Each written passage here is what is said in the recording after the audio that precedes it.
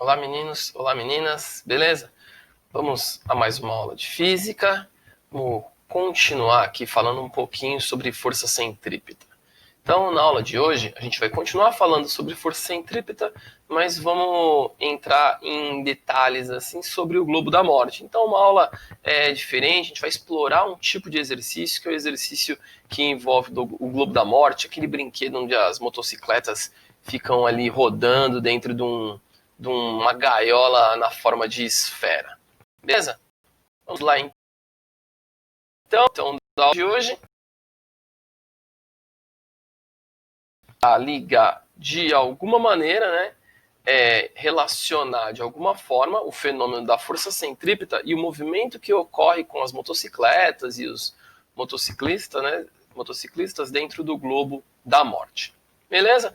Isso, claro, tem a ver com o que a gente vem trabalhando aí nas últimas aulas. Nas últimas aulas, então, especialmente na última, né, eu defini aí a relação matemática para força centrípeta. Força centrípeta, claro, é baseada na relação matemática do princípio fundamental da dinâmica.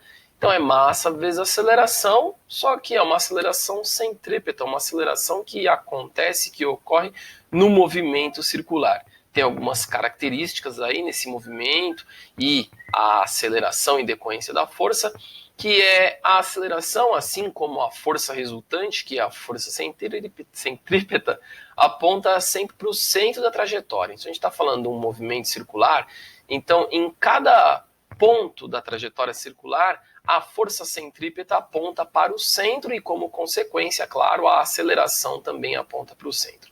Lembrando que essa força centrípeta é a responsável por promover aí um movimento circular. Ela não altera o módulo da velocidade, né, mas ela altera a direção da velocidade. Assim como qualquer outra força, tem aí destacado nessa tabela a unidade no sistema internacional, que é o Newton, a aceleração centrípeta em metro por segundo ao quadrado, a velocidade, metros por segundo, e o raio da trajetória em metros.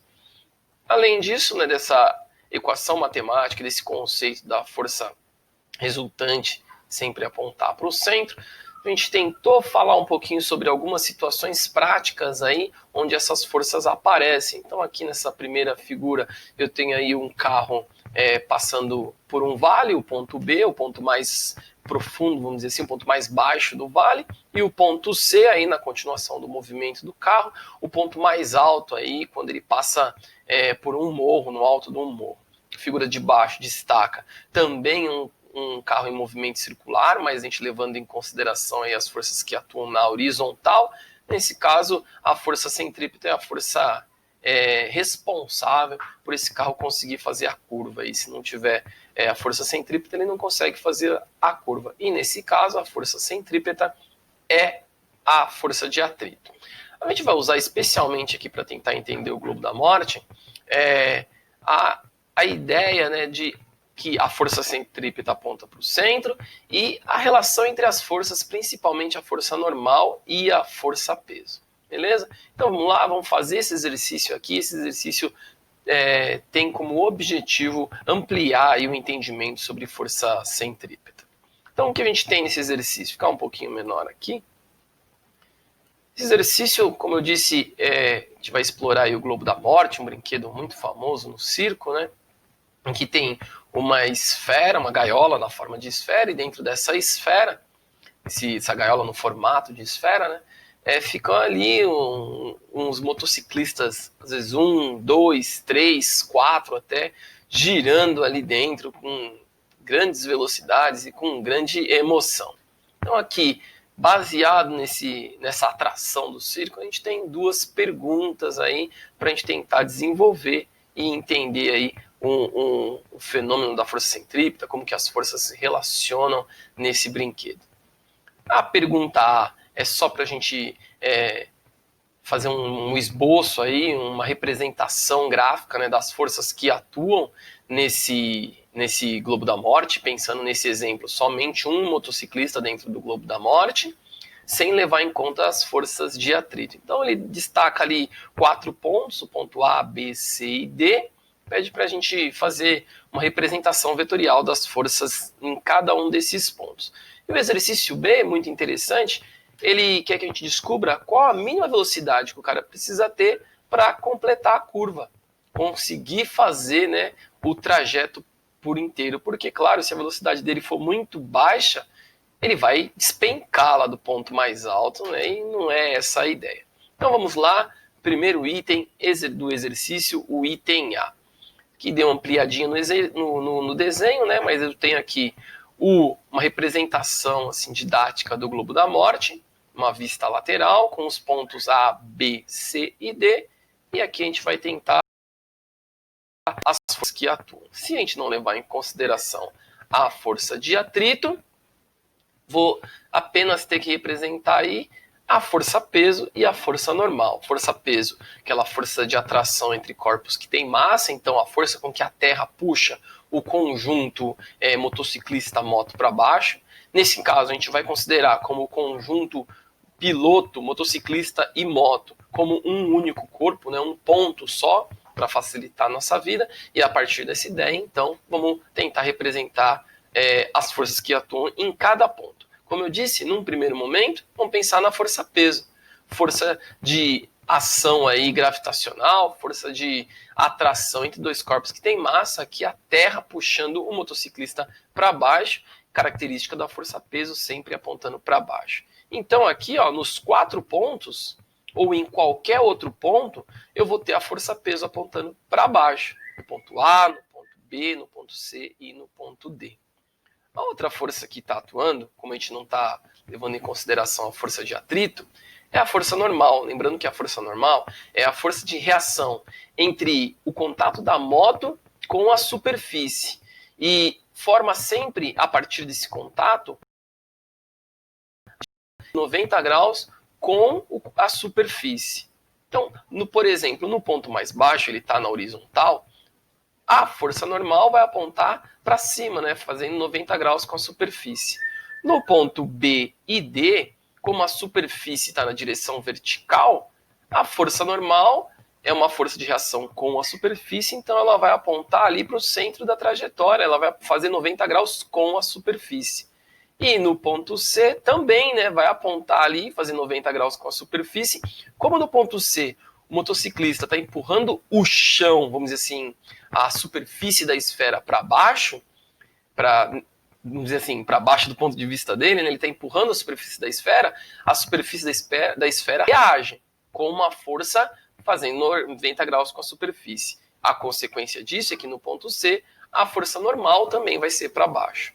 Então a gente tem aqui, ó, em cada um dos pontos, a força normal também sendo representada. No ponto A, para cima, em virtude do contato com a superfície. Ponto B e D, as duas forças, como a superfície ali naquele momento, o contato está na vertical, né? A superfície entre a moto e o contato entre a moto e a parede da esfera ali está na vertical, então a força normal aponta 90 graus com a superfície.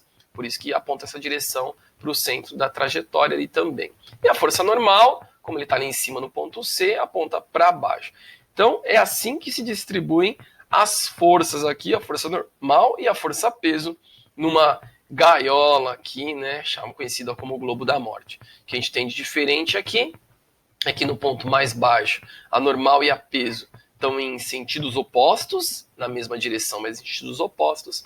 E no ponto C, estão na mesma direção e no mesmo sentido. Isso vai ser muito útil no item B, beleza?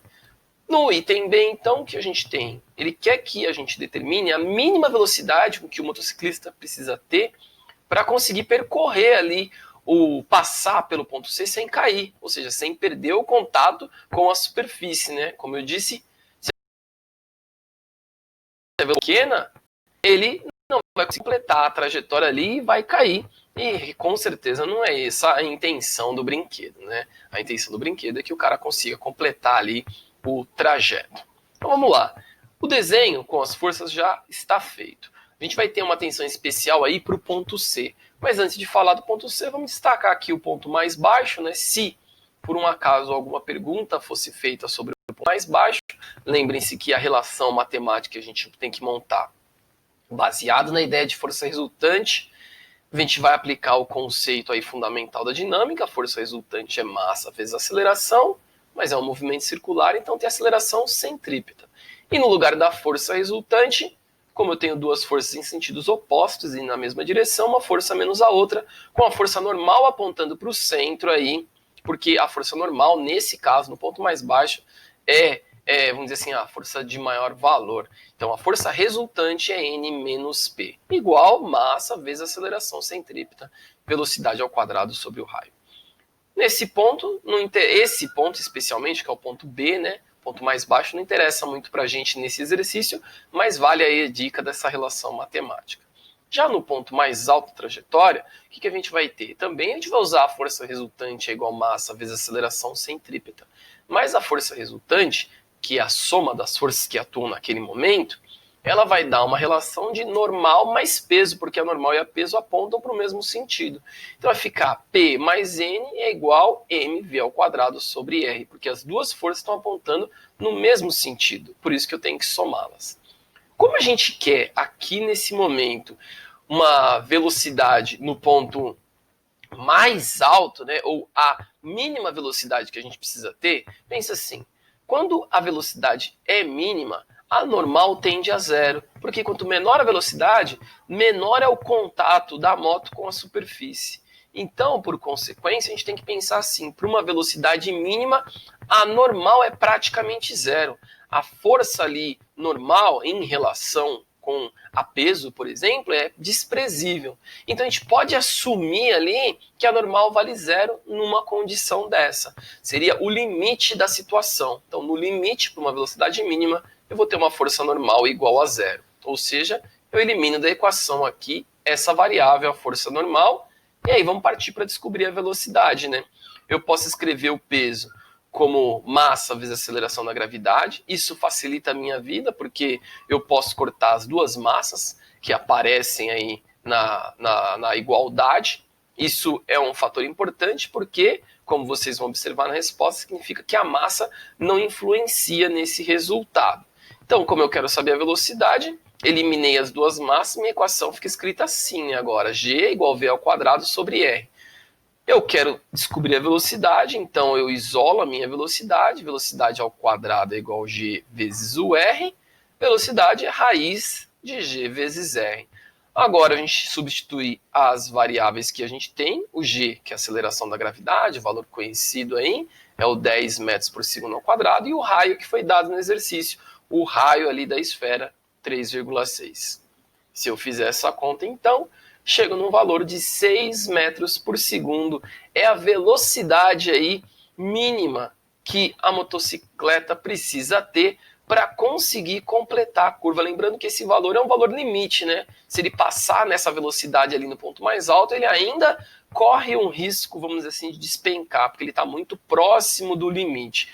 Quando a gente vai fazer um projeto, quando o cara que pensa no brinquedo vai fazer um projeto desse brinquedo aí, desse globo da morte, ele tem que estimar uma velocidade mais alta que isso, claro, para o cara não correr risco aí nenhum, ou praticamente nenhum, de despencar do ponto C. Beleza, meninos e meninas? Espero que tenha ajudado aí no entendimento sobre o fenômeno da força centrípeta, sobre essa força aí, né, que atua em movimento circular, em uma trajetória circular, num movimento circular. Beleza? Então, até a próxima. Nos veremos em breve, meninos e meninas.